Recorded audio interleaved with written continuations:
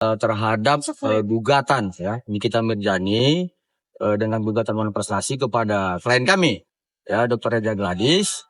Ya, pada hari ini adalah merupakan sidang pertama tentang pemeriksaan berkas dan para pihak yang hadir hari ini. Seperti itu. Yang lain?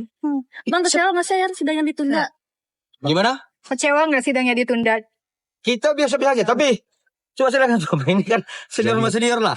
Jadi memang sidang ini ditunda karena pihak turut tergugat satu itu Kapolri dan turut tergugat dua Jaksa Agung dan PT Bumi Wesesa itu tidak hadir. Jadi sesuai dengan mekanisme yang ada di peradilan, jika pihak-pihak yang tidak hadir maka perkara ini ditunda. Sesuai dengan apa yang telah diputuskan hakim bahwa ini ditunda 2 minggu sidangnya.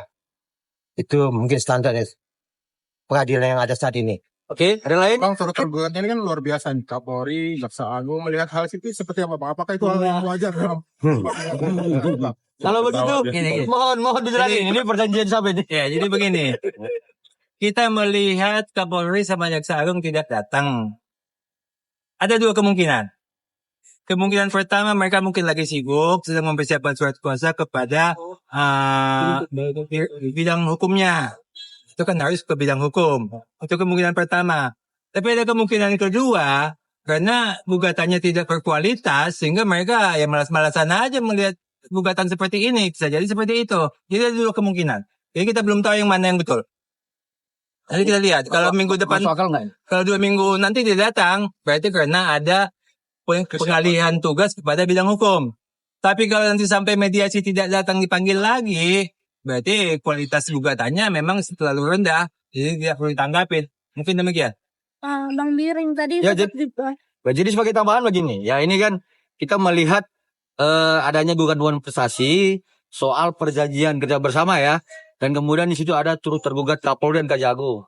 Ya, kita juga bingung. Apakah memang dalam perjanjian kerja bersama itu bahwa Kapolri dan Kejagung bertanda tangan terhadap perjanjian itu? Kita nggak tahu. Dan mengetahui. Ya kita nggak tahu itu. Nanti mungkin dalam pembahasan gugatan ya kita lihat apa dasar-dasar dari tersangka Nikita Mirjani menyampaikan gugatan prestasi. Ya kita lihat seperti itu. Kalau memang benar Kapolri dan Kejagung ya bertanda tangan terhadap perjanjian kerja bersama itu, kami akan bermohon beraudiensi kepada Kapolri dan Kejagung untuk meminta agar masing-masing mereka membayar 50 miliar. Seperti itu.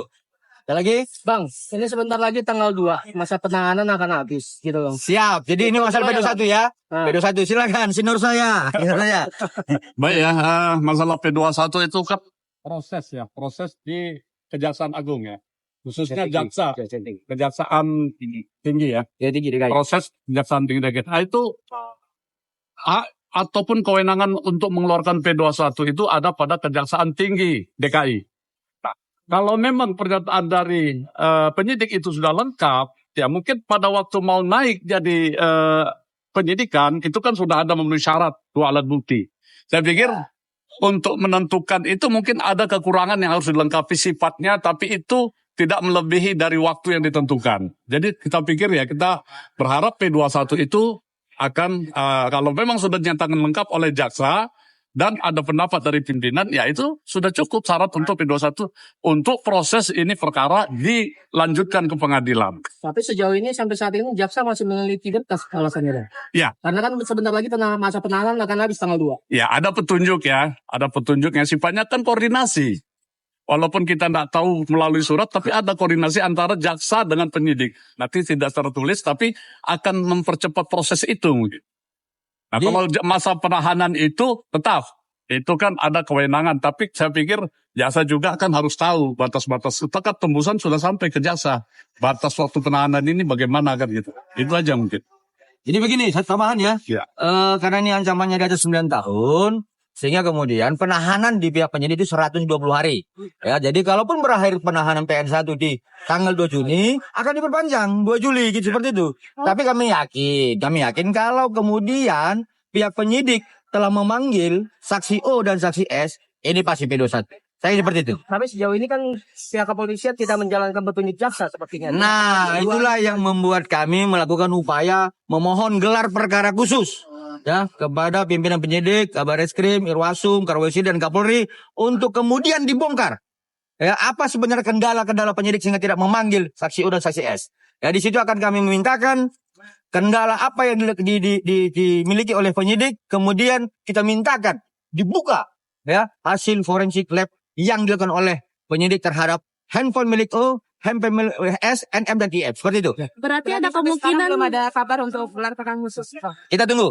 berarti ada kemungkinan bahwa masa penahanan akan diperpanjang sampai 2 Juli gitu, Bang. Secara hukum acara seperti itu ya, sampai dengan 120 hari. Ya seperti itu. Ada lagi? Ada pesan khusus untuk hari ini dari KRY sendiri, Bang? Ke siapa? Ada pesan khusus? Mungkin Kemana? kenapa nggak datang? Nggak datang, mungkin. kenapa? Ada Ke pesan khusus? NM. Oke, dari RG. silakan. Ini salah satu penting. Siap, silakan. ML kan dia lagi ditahan, jadi nggak mungkin lah datang ke sini. Jadi kalau masalah perdata itu cukup kuasanya yang mewakili. Jadi berbeda pidana dengan perdata, bahwa perdata itu bisa kuasa hukum, kalau pidana dia langsung. Pesan khusus kami, semoga ini cepat selesai dengan baik. Karena walau bagaimanapun, klien kami juga butuh usaha yang supaya ketenangan usahanya. Karena akibat dampak ini memang semua usaha itu terganggu. Karena kami harapkan bahwa baik NM dan timnya, udahlah kita cari solusi yang terbaik bagaimana supaya ini selesai dengan baik. Secara mekanisme hukum, silakan jalan mekanisme hukum. Tapi debatable ini, udah kita hentikan aja. Kita proses hukum aja kita lakukan.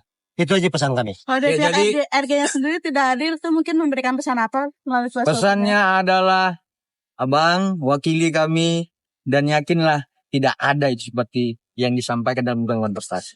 Seperti itu. Tadi terlihat akrab dengan Bang Fahmi mungkin. Ya iya dong, kami rekan sejawat. Sudah sejawat. Ini kan Undang-Undang 18 tahun 2003, kami rekan sejawat. Ya.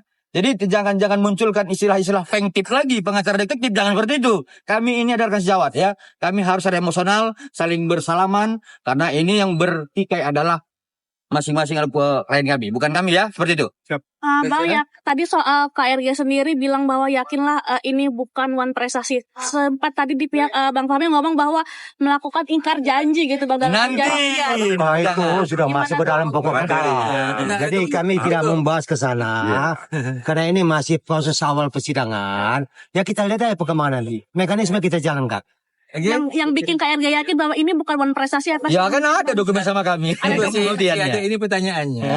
Kan ada one prestasi, ada ingkar janji. Itu sama. Iya. Jadi jangan terkecoh, ini bukan one prestasi tapi ingkar janji. Itu Iya. sama. Bahasa Indonesianya ingkar janji. Iya. Bahasa One prestasi. One Iya, prestasi. Pembuktian ada sama kami. Maksudnya katanya Bang Fahmi bilang ini ada one prestasi alias ingkar janji. Katanya janjinya apa? Tapi Nanti kita buktinya buktikan apa? dalam persidangan ya. Hah? Ini adalah perdata pembuktian formil. Ayo kita buktikan dalam persidangan Di nanti ya. satu itu juga, kan gak mungkin kami buka strategi kami dalam menghadapi gugatan ini. Jadi jangan aja, silakan aja dinyatakan one prestasi silakan. Tapi kami punya bukti-bukti yang cukup valid. Berarti ada bukti Ya, kuatnya untuk cukup kuat. melawan ini semua ya Bang Bering. Waduh, Kenapa yakin Bang? Cukup kuat. Kalau ada 100%, 100%. Bukan 100 lagi, lebih lagi. Ya, seperti itu. Oke, makasih ya Bang. Bang, foto. Kontak nomor.